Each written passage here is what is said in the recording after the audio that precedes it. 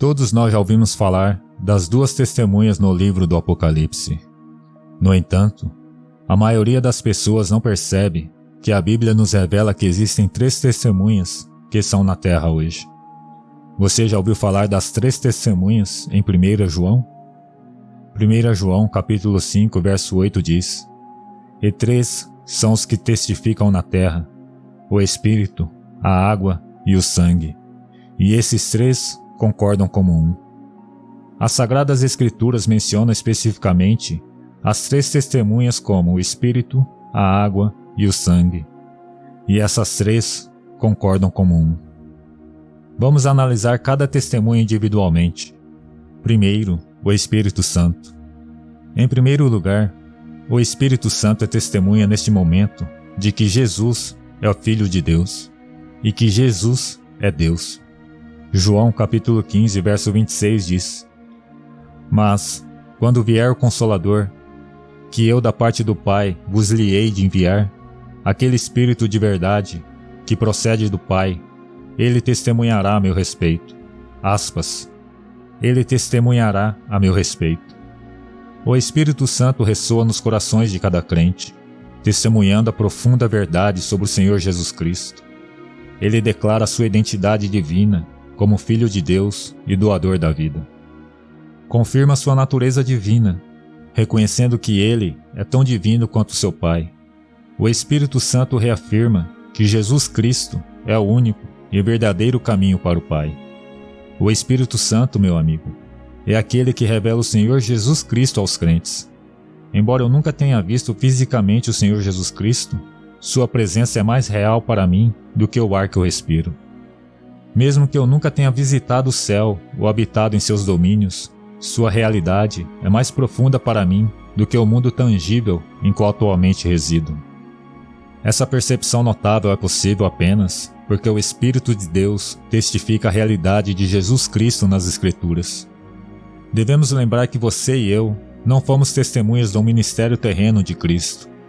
Não estivemos presentes em seu batismo, nem fomos espectadores de sua crucificação. No entanto, o Espírito Santo estava lá. Hoje, o Espírito Santo continua sendo a única entidade ativamente presente na terra que testemunhou de perto o ministério de Jesus Cristo. Romanos capítulo 8, versículo 15 e 16. Pois vocês não receberam o Espírito que os escravizem para novamente temer, mas receberam o Espírito que os adota como filhos, por meio do qual clamamos: Abba, Pai. O próprio Espírito testemunha ao nosso espírito que somos filhos de Deus. Os testemunhos do Espírito Santo são a confiança interior de que pertencemos a Cristo, de que conhecemos a Deus como nosso Pai, de que temos a certeza de que Deus é nosso Salvador, nosso Redentor. É o Espírito Santo que lhe concede a segurança de conhecer o seu destino final após a morte. Essa clareza divina está ausente nos corações dos descrentes e não convertidos. Mas você, como filho de Deus, tem o privilégio de receber essa certeza, essa convicção. Assim como Davi, você não precisa temer a morte. Davi tinha conhecimento antecipado de seu destino eterno, muito antes de sua morte terrena. Ele tinha plena compreensão para onde iria após a morte. Essa mesma certeza é o que você, como filho de Deus, tem o privilégio de receber. Salmos 23, 6. Sei que a bondade e a fidelidade me acompanharão todos os dias da minha vida, e voltarei à casa do Senhor enquanto eu viver. Abraão sabia para onde estava indo. Hebreus capítulo 11, versículo 10 diz: Porque ele aguardava a cidade que tem fundamentos, da qual Deus é o arquiteto e edificador. Jesus sabia para onde estava indo. João capítulo 14, versículo 1 e 2 diz: Não se perturbe o coração de vocês. Creiam em Deus, creiam também em mim. Na casa de meu Pai há muitas moradas. Se não fosse assim, eu lhes teria dito: Vou preparar lugar para vocês. O céu ecoa a verdade dentro de nossos espíritos, de que somos de fato filhos de Deus. Os descrentes podem se encontrar atormentados pela incerteza do que se segue após essa vida. Porém você descansa tranquilamente à noite, embalado na paz de Deus, que somente o Espírito Santo pode proporcionar, com o conhecimento afirmativo de que sou um filho de Deus. Essa segurança divina reforça o fato de que Deus é seu Pai, uma relação estabelecida através do novo nascimento espiritual. Você nasceu do alto, agraciado com uma nova vida que transcende a existência terrena. Essa conexão íntima com o divino é um presente do Espírito Santo, cultivando em seu coração uma sensação de paz e segurança profunda. Segundo, a água como testemunha. Não a água do batismo, mas a nova vida implantada nos cristãos, pois é nesse sentido que o mestre João usou a palavra água. A água que eu lhe der se tornará nele uma fonte de água jorrando para a vida eterna. Quando o Espírito de Deus chega, ele cria no homem uma nova natureza, pura, brilhante, fresca e vigorosa como uma fonte. E o fato dessa nova natureza existir em tantos homens é uma evidência surpreendente de que o Evangelho é verdadeiro, pois nenhuma outra religião faz dos homens novas criaturas. Nenhuma outra religião sequer finge fazê-lo. Elas podem propor melhorar a natureza antiga, mas nenhuma delas pode dizer: eis que faço novas todas as coisas. Apocalipse capítulo 1, versículo 18. E o que vivo e fui morto, mas eis, aqui estou vivo, para todo sempre. Amém. E tenho as chaves da morte e do inferno. Para os cristãos, a morte não é um fim, mas uma passagem para a vida eterna. Não somos um povo sombreado pela morte. Não somos pessoas mortas. Não celebramos a morte. Não somos afligidos pela ansiedade da mortalidade, pois vivemos pela palavra de Deus que nos tranquiliza. Aquele que crê em mim, ainda que morra, viverá. O que essa poderosa proclamação significa? Ela transmite uma verdade profunda. Como crentes, não precisamos temer a morte. Aqueles que depositam sua fé em Jesus Cristo nunca provarão a amargura da morte eterna. Eles nunca serão engolfados pelo abismo escuro. A morte não pode reivindicá-los como suas vítimas, nem persegui-los como um predador implacável, pois vivemos pela palavra de Deus que nos tranquiliza. Aquele que crê em mim, ainda que morra, viverá. Nossa fé em Jesus Cristo nos equipa com uma vida que não pode ser apagada, uma existência espiritual que transcende a fragilidade do físico. Por quê? Porque o príncipe da vida, Jesus Cristo, quebrou as correntes da morte, triunfou sobre a mortalidade e estabeleceu um reino eterno, onde a morte não tem domínio.